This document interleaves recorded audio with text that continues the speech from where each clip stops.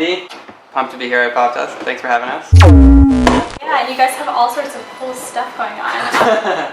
Let's talk about your equipment first. You know, Okay, like cool. all the fun gadgets that you use. You've got this. Harper's awesome your guy for billboard. that. Yeah, I'm your guy. Yeah. Yeah, well, actually, I mean, I just use these pedals pretty much in the studio, live. I play in a couple roots folk bands, and they're great. When we do the indie rock, pop, screaming solos, they're great. Nice. I mean, the one thing it's here for that your instrument, basically. yeah, without doing some kind of weird brand shout out, this Blue Sky reverb pedal is probably my favorite guitar pedal of all time. Cool. I was gonna ask your favorite, so. Yeah, and it has this amazing thing where if I play without it, when you turn it on, you crank it, you get some really cool effect Sounds almost like fog. type of stuff. Nice. Yeah, so it kind of You have a strong metaphor game. Yeah, you do, totally. Cool. Foggy guitar pedal. Yeah, it is got a real fog to it. But anyway, so I love that one. Nice, It's cool. nice. I always love hearing about gear, and you use cork synth, huh? Yeah. This is funny. This is something that I got a long time ago when we were growing up in Maine, just as a small portable one. I didn't even really quite know about synthesizers. I just got this because I thought it kind of looked cool, and it kind of sat for a while until we realized when we started making these records, it's actually kind of cool piece of gear, and we dusted it off for this. Actually, yeah, we haven't used it in a long time, Yeah. specifically for this, because we basically, for a lot of this stuff, when we have a pad going on, it's a Juno, which is a bigger analog synthesizer from the 80s, and it's impossible and unwieldy to bring around, and I was I wonder if that could kind of do something like the Juno, and it turned out it did, so Yeah, it sounded we love cool. it now. Yeah, it's perfect for stuff like this. So Nice. So fun fact, guys, they are brothers. I didn't pick up on that right away. So you guys are from Maine, huh? Yeah, originally. Cool. Yeah. What did you grow up listening to? I think when we were really young, our parents had U2 and Tom Petty, and my mom loved the Beatles, our dad loved the Rolling Stones, Yeah. kind of thing. Pretty standard kids who grew up in the 70s. Our mom is a Right. Beatles freak, not the only one, but she had every record chronologically in vinyl growing up, and would just put them on, and I think as far as music education goes, listening to a lot of Beatles is pretty much the move. It's So, what defined yeah. now, so. Yeah, so that was a lot of and Abner's into a lot of, I mean I am too, but songwriter oriented musicians like Tom Petty or Yeah, he's probably Sure. probably the guy. yeah. He's your yeah. guy. He's not only my guy. I feel other people have claim to him too, Of but course. Yeah. but yeah, he's definitely the guy. Yeah, So, I was gonna ask, as yeah. you guys, got older, started to develop your own tastes in music. Who did you start listening to? Tom Petty, obviously, carried over. Yeah, I mean, I think growing up, for me, the strand was kind of songwriters, songs that sound as good just on an acoustic guitar as they did built out. So in the studio. Wallflowers. Oasis, the Wallflowers in the beginning. Yeah. And I think in high school loved the Killers, or middle school, high school the Killers. That kind of tradition, going forward. Right. And then I was into weirder stuff. I liked Pavement and more lo-fi trashy indie records. This guy Mark Linkus, who's in a band Sparkle Horse, I was really into. Yeah. I know. Yeah. I was it was one of those things where I think a guy who was in grad school who worked for my dad at the time, so he was an older generation of super cool dudes. Was you should check out this band. And I don't know if it was because some really cool older person said it was cool that I totally became obsessed. But it stuck. I'm still obsessed. But yeah, That's awesome. some more odd picks from me probably. yeah. And so, have you guys always played music together? Was that something you decided to do later on? I think growing up, there's a 3-year age difference between us. So in the beginning, that's a pretty big age difference, Yeah. But there's always music going on in the house, and I think informally, we grew up playing music together a lot. And then I went out to California for a few years after high school, and that's kind of ironically when we started collaborating more in terms of sending kind of ideas back and forth. And then I ended up back in New York, and it just kind of things fell into place to actually get into it. Well, I am a producer, so I had a little production suite, and I was working with the artists, and Abner does a lot of videography stuff, so he wheels a camera a little bit. Nice. You guys have the whole skill set. So, Yeah, so I mean, we kind of both like were ready to collaborate in a more official way when he came back from the West Coast, and we tried some stuff, and like this band came out of like one song basically, which we did the song 3:30, which is the first song we put out, and when we were making it, the idea was just to like unwind, do something fun together, collaborate on some music which we hadn't done in a while, and like. The plan was not to like release it. Like it allowed us to sort of do weirder stuff basically because we didn't have to worry about what people would think or is that too Justin Bieber to do that? Is that gonna be weird? Is that too country to do that? Is it too country? So we did all like the most embarrassing stuff we could think of.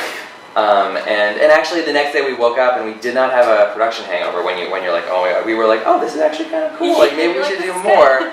And yeah, it was just like a perfect time in our lives to just work together on a project. So. Nice. Right? Yeah. That sounds awesome. So collaborating together, you guys obviously, when you were in California, did you collaborate with anybody? Did you have any other experiences collaborating? I was just at school in California. I was studying film out there actually, Cool. so I did a lot of that kind of collaboration. But part of the reason that I ended up coming back to New York was that I like realized that in kind of our off time between classes, all of my kind of friends were like making movies, and I was like making songs in my apartment, and I was like, oh, maybe like that's that's what I should be doing. And so mostly it was just it was like video collaborations and then doing stuff while Harper was doing more. Yeah, I work with a lot of artists. And so you produce and you've collaborated. Yeah.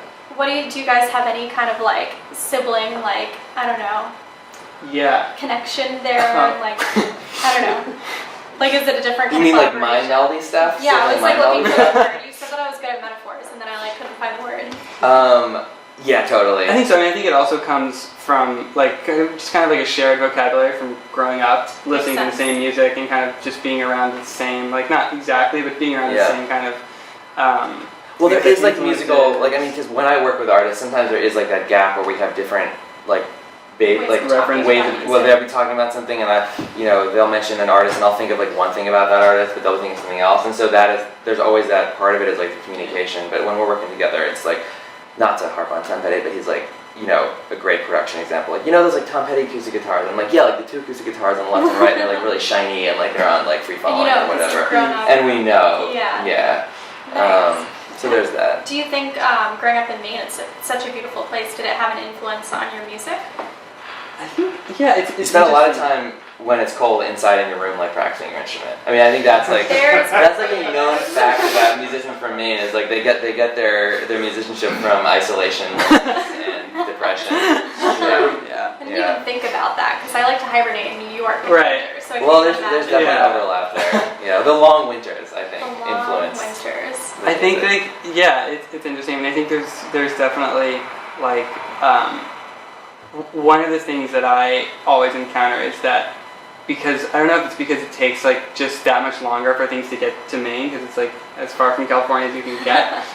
I like talk to my friends from New York or from California or from even just like honestly anywhere else about their experiences and the music they were listening to growing up, and realize that like even like if we were listening to the radio, like it wasn't really playing exactly like the hottest. Yeah, the stuff that was happening. There was like still like a lot of kind of classic rock and like there was a lot of college station stuff going on, and so it was kind of I'll frequently be in a situation where a song that apparently was the only song in 1997 or like 2001 or something. That makes sense. And so I think in that way it was definitely impactful, but then again that lets you kind of hear everything at your own pace and draw from what you really are totally for sure totally no it's cool. So how long have you guys been in the city? I've been here since 2004. Nice. Yeah, I've been here since like 2010. Nice, very cool. What's your favorite thing about the city? I really like working at a studio. I mean, and that's like I think New York is tough because it's hard to find your people because there's so many people. Totally. But I think that one of the benefits of being here now for like 10 years or more is that it takes a long time to find your people, but I think when you do, you can really build a life that you want. And I feel like there is some merit to sticking it out, you know. And there's also a downside to sticking it. You go Then you're slowly here and insane. you're like, Yeah, exactly. But yeah.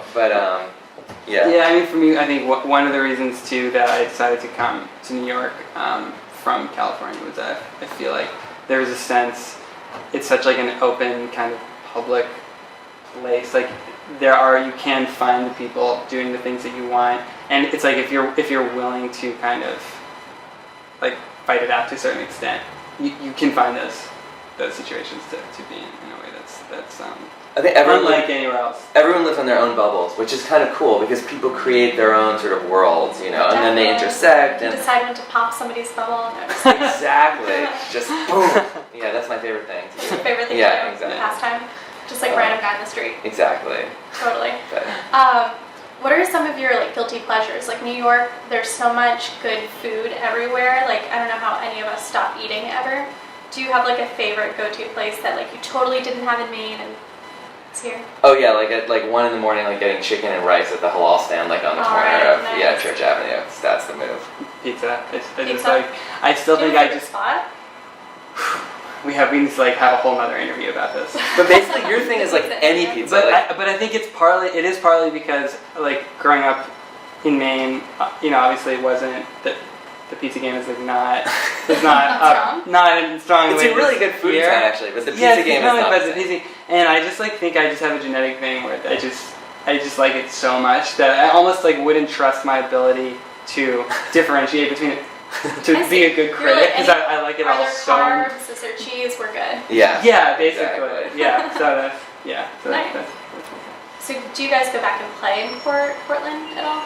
You know, over the Or years Princeton. we have like not with 80/90 actually. Okay. Yeah. Right? Have we? No, I don't think I so. don't think we. It would be have- fun to do To that. do like a It would be homecoming. fun. Yeah, that would be Yeah, fun. I think one of the things about this band too is like we kind of almost like did it in reverse. Like we started with like in the studio on a song, and then we decided we wanted to do more songs, and then we did an EP before we got kind of a band together. And so that was like the last 6 months or so has been almost about like reorienting ourselves. So we're like we like have our band, we have our set, we have like our a new EP that we're putting out and all that stuff. And so I think hopefully soon we'll start to do things like play in other cities. Sure. So when does this EP come out? Well, favorite song is like the first track on it, Mm-hmm. and I know we should probably talk to Abe about that. So soon. Yeah, but soon though. Soon, We're kind of yeah. in the process, in the first stages of a process that's not going to stop until it's out. Right. Okay. Yeah. We can't wait to hear it because Yeah. your favorite song is just great. It's like Thank you. mellow. It's all good vibes. Keep it coming. Yeah, totally. Listen to it, guys. Where can we find it? Everywhere, right? Yeah. You can find it everywhere. It's on Spotify and Apple Music and all that. All of the things.